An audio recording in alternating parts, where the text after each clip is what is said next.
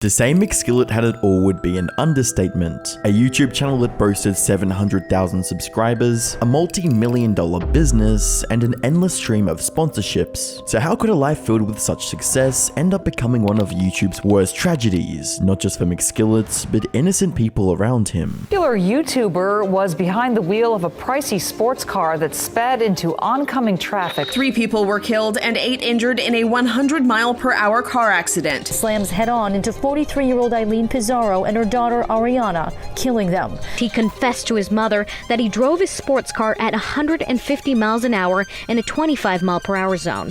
He also told his father that he was invincible, saying, quote, "Neither the police nor the bullets could hurt him." Hi, I'm the Internet Anarchist. I create weekly YouTube documentaries, and today we'll be looking into the tragic story of one of the most infamous YouTubers on the platform, McSkillet. We'll examine his start in the CSGO community, the creation of the business that brought him millions at the age of 18, and how a rapid mental decline led him on a murderous rampage, not just taking his own life, but a beloved mother and daughter. On the 14th of February 2014, a 15-year-old boy by the name of Trevor Heitman from San Diego, California, logged onto YouTube and created the channel under the name McSkillet. It wouldn't be until the 22nd of April 2015 that McSkillet would publish his first video, titled CSGO Top 10 Most Expensive Skins and Rare Weapons 2015. What's going on, everyone? This is McSkillet here, and today I'm going to be showing you guys the top 10 most expensive and most rare skins for CSGO. The formula for the video was simple but highly effective. McSkillet gathered information on the most desirable skins in his favorite computer game, Counter-Strike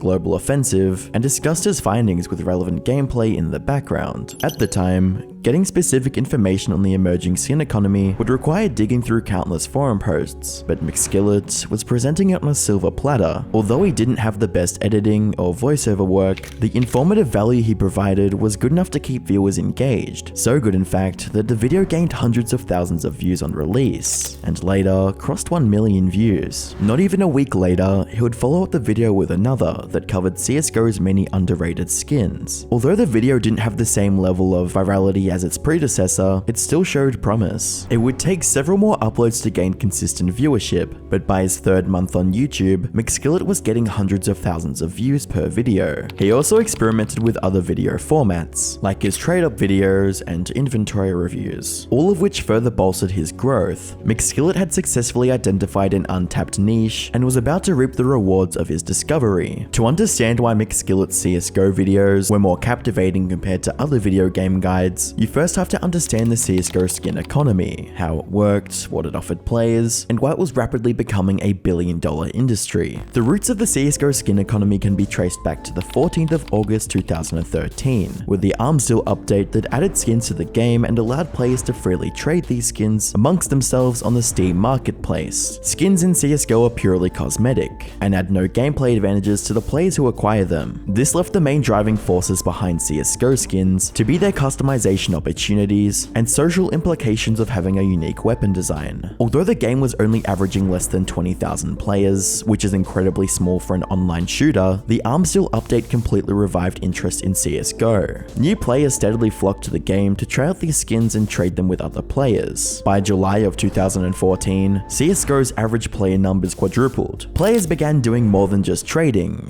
and began buying and selling these cosmetics for real-world currency. This was a huge shift in the CSGO community, as these digital items now had real-world value. Skins that were easy to obtain only fetched a few dollars, while the more rare ones went for thousands. Naturally, different online businesses popped up to take advantage of this emerging market. Case-opening sites that gave the illusion of winning rare skins, skin gambling or betting sites that used skins as a currency, and marketplaces that allowed their players to exchange CSGO items for dollars were the main businesses that attempted to make money off the CSGO community. 6-figure sums were being spent on these platforms daily, and the amount was only going to increase. With millions of dollars on the line, several bad actors began to surface, and many of these websites were outed as scams that preyed on players that had a few worthwhile skins but didn't have the knowledge to make the most of them. There was a large portion of new players that didn't understand how skin trading worked but had a deep desire to profit from it. The players that traded skins, along with the plethora of businesses that attempted to profit from them, quickly formed a literal billion virtual economy, and McSkillet was quickly becoming a notable figure in that economy. By the 17th of August 2015, McSkillet released his 100k subscriber special,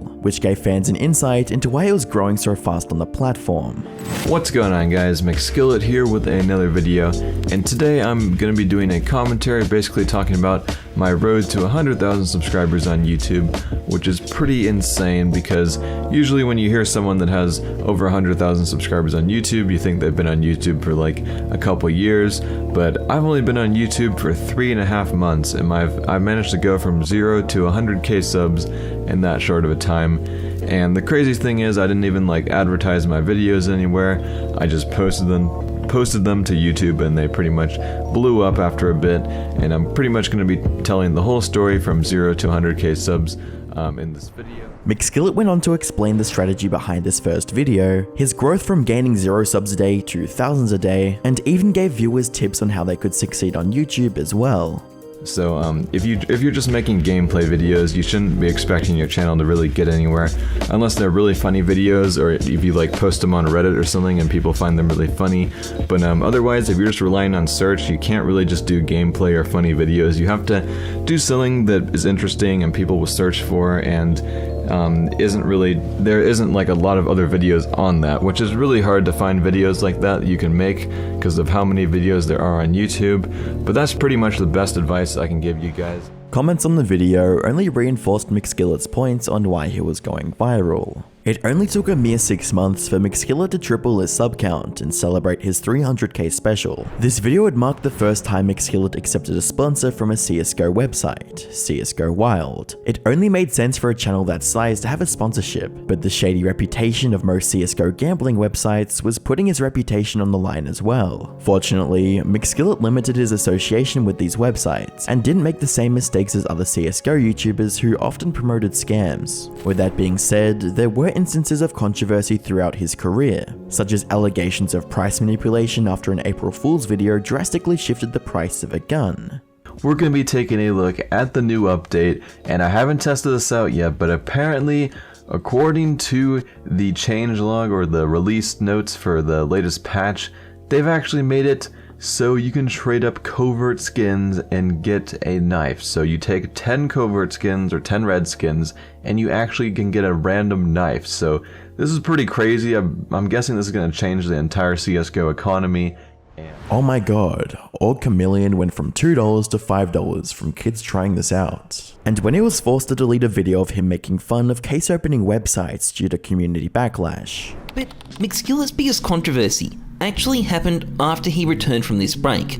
In late October 2016, McSkillet released a video that essentially took a massive dump on case opening sites and labelled them as a scam. Now, this video is also now deleted, largely because it upset a lot of other YouTubers, and not just because some of them were sponsored by the sites that McSkillet attacked. It was also because, shortly after McSkillet made that video, he started promoting CSGO Roll, a gambling site. The thing he's doing, it's basically like saying like this. Okay, guys. So, I really hate milk, guys. I really don't. Yeah, all the milk you're drinking, it's so bad. The milk you're drinking actually scams you.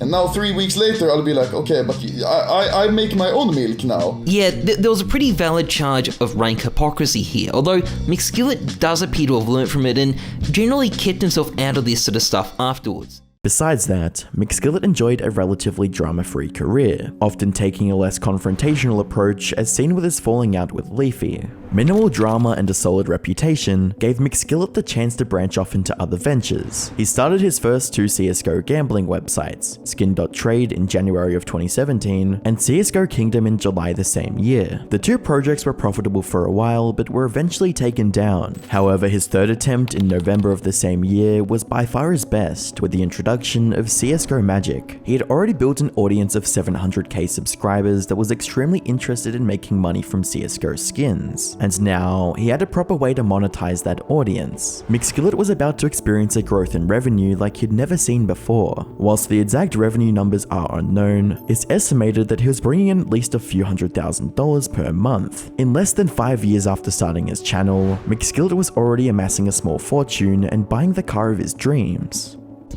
Alright, what's going on guys, McSkillet here with another video, but today I thought I would switch it up and just do a real life video because I've been seeing plenty of new car videos on YouTube for the longest time and people seem to like those videos, they seem to get a lot of views, so I thought I might as well do one.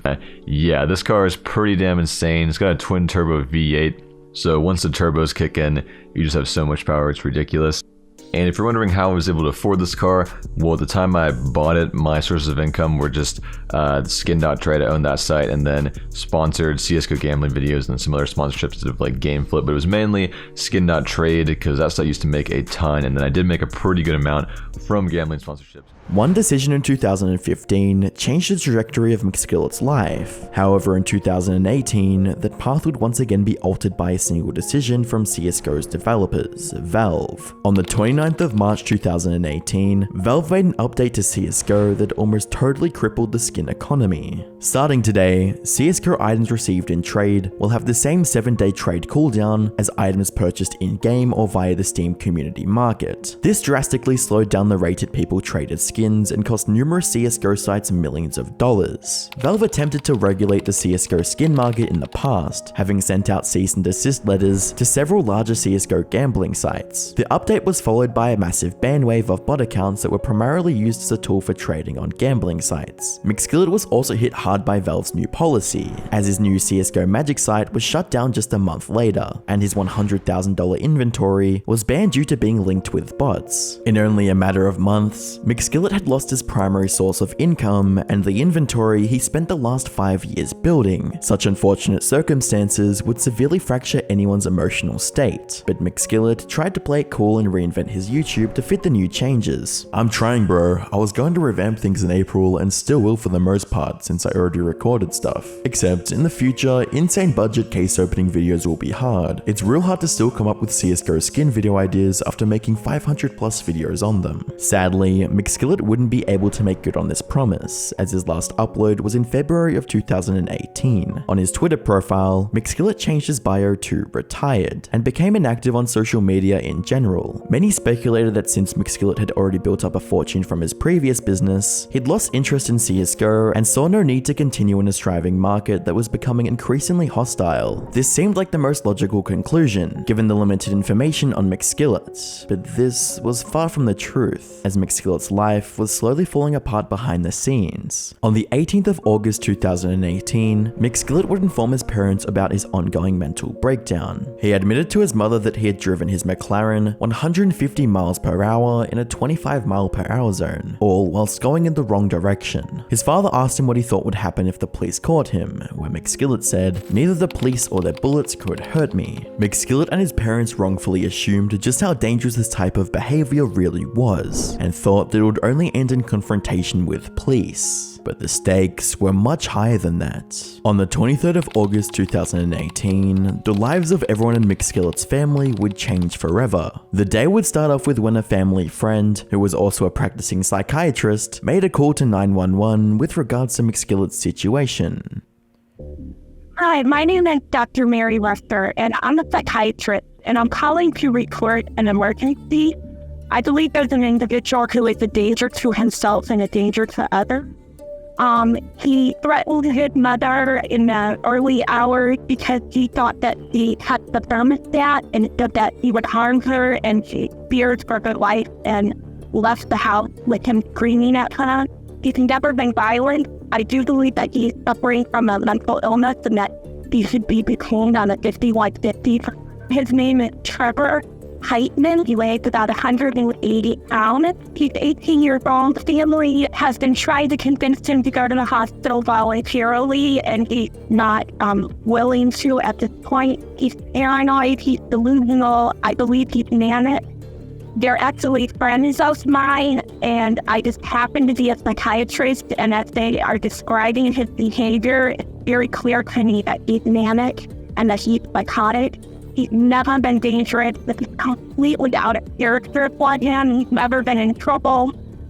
He's very, very much detained, and he has, it appears for about 5 days, he has been acting in a bizarre, different way. The family does not believe that he's using any sort of drug. He said no drug use? Shortly after, 3 San Diego police officers arrived at the residence and met with his parents to discuss the situation. It's an infraction, and it's not going to work. He has to be doing something violent.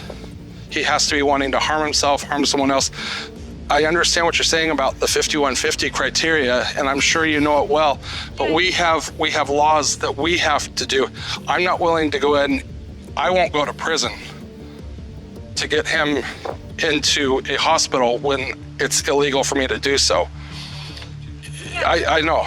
I know that. But what I'm trying to say is I hear what you're saying, and I'm not discrediting that, but we have to have something substantial, because we're getting hearsay. He's driving down fast down the wrong side of the road. Yeah, it's wrong, but it's an infraction. It's not, and we didn't witness, it's gotta be something. It's gotta be a serious, credible threat. I was explaining to the gentleman. His mother saying that he has manic behavior, and his neighbor who was a psychiatrist suggesting to hold him under a section 5150 hold. Sadly, the officers didn't take the request to detain McSkillet, a decision that would soon prove fatal. By 4:15 p.m., McSkillet woke up and was fixated on leaving the house and took his McLaren with him, ramming into his father's car in the process. He was then spotted at Ashley Falls Elementary School at 4:23 p.m. as he rammed his McLaren through the fence and drove into the school parking lot. Staff at the school would go over and talk to him, where they said McSkillet mumbled and slurred some words, resulting in the school staff stating that something is wrong with him. Did he just break through the fence? He just took off. Right here.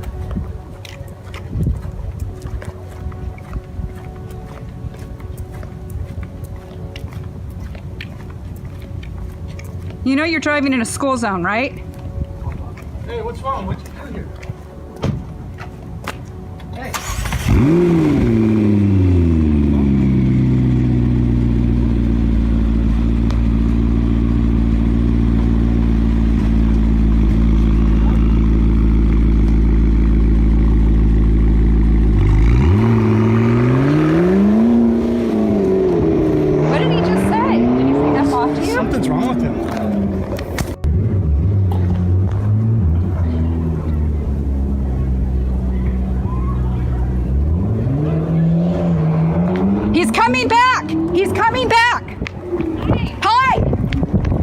'You have a crazy ass on your campus right now, driving in a sports car, chasing after the kids. I mean, there is a crazy ass. Call 911 right now.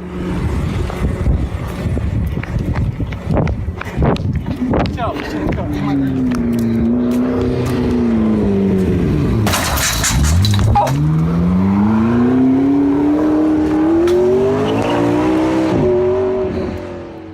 7 minutes later, at around 4:30 p.m., McSkillet would enter the southbound I-5 freeway, where he caused a hit-and-run incident. McSkillet was on a path of destruction fueled by erratic behavior, and it seemed like no one could stop him. A minute later, at 4:31 p.m., his father would call 911 and relay the events that transpired in the morning, stating that his son was in a manic state and just ran into 2 cars on the property, leaving at a high speed. 6 short minutes later, his concerns would become a reality when at 4:35 p.m., a wrong-way driver reportedly speeding on the 805 has just crashed near La Jolla Village Drive.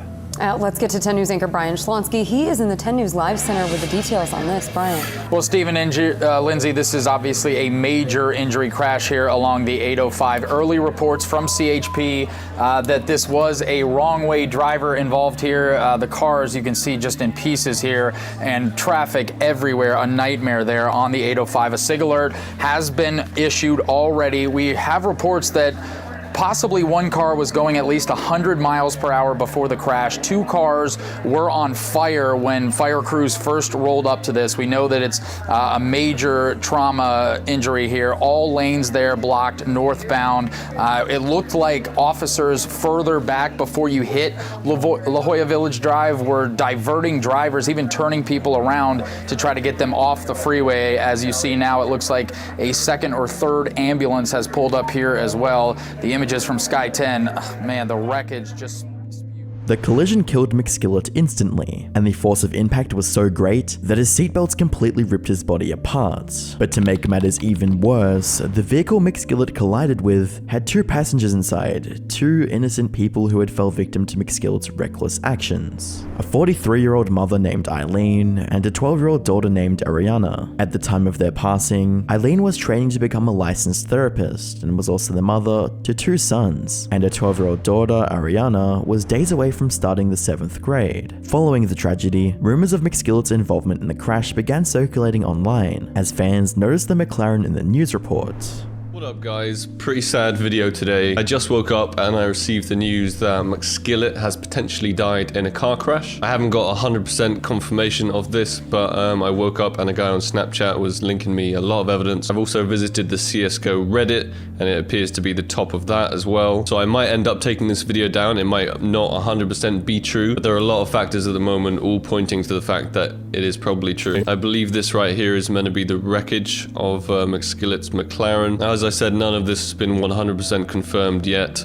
but I checked on Steam when he was last online. It was about 7 hours 40 minutes ago, which apparently was about 45 minutes before the crash. So this is incredibly fresh. None of it is confirmed yet. The description of the video was soon changed to confirm McSkillet's passing. You'd expect such an event to elicit sympathy for all parties involved, but that simply wasn't the case this time. People saw McSkillet's final actions as him throwing a tantrum over the recent decline in his business. Hate comments flooded his channel, as people labeled him as a self-murder who should have taken his own life without taking others down with him. With Keemstar tweeting, "Imagine driving down the highway and some suicidal 18-year-old YouTuber with a supercar kills you and a family member. I'm actually so angry right now. Innocent people died for no reason at all." Regardless, it had already happened and there was nothing anyone could do about it. While some loudly expressed their hatred for McSkillet, others showed a more sympathetic side to him, namely the son of the woman he just killed. And it's hard to blame Heitman for the crash, even though it was Heitman driving the wrong way.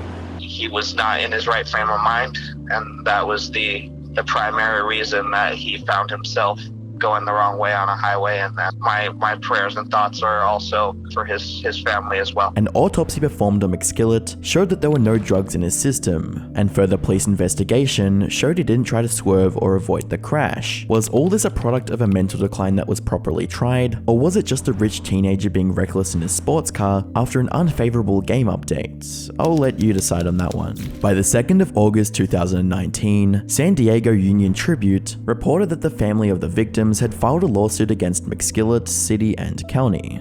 The lawsuit claims that San Diego police were negligent by not taking in Heitman, 18, for a mental health evaluation recommended by a psychiatrist, which would have kept him off the road and prevented the deaths of Aileen, 43, and 12-year-old Aryana. They seek unspecified damages for emotional distress, funeral, and medical costs and loss of support and companionship. As of this recording, the case is still ongoing. McSkillet's name wasn't entirely tarnished, as on the 3rd of December 2020, Valve would add some references to him in their Broken Fang update for CSGO. Valve added McSkillet's logo across the new Counter-Strike map Engage. At the end of the day, you could see McSkillet as a reckless kid that went on a joyride after losing everything, or as a mentally unwell adolescent going through a tough part of his life. McSkillet started out as a lucky teenager who was able to build and profit from the CSGO skin economy as it went viral. A combination of unforeseen circumstances put him in the right place at the right time to receive an unfathomable amount of success, but it was also due to that random chance that his success was stripped away from him, ultimately triggering the manic episode that ended in tragedy for both his family and that of his victims. Without a doubt, McSkillet's story is filled with unexpected twists of fate, for better and for worse. This leaves many wondering how differently things would have turned out for Trevor if he was given one more favorable outcome.